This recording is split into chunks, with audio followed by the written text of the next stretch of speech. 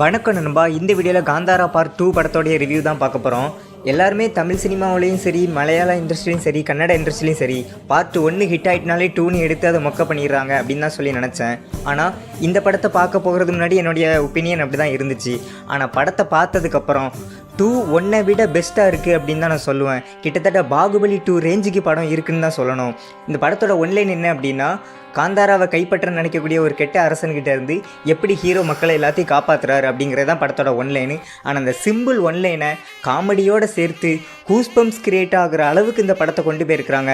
உண்மையாகவே இந்த படத்தில் நடித்த ரிஷப் ஷெட்டி சூப்பரான ஆக்டிங், சூப்பரான டைரக்ஷன் தான் சொல்லணும். எல்லாருமே தமிழ் சினிமா 1000 கோடி அடிக்க மாட்டேங்குது, தமிழ் சினிமாவை எல்லோரும் டவுன் பண்ணுறாங்கன்னு சொல்கிறாங்க.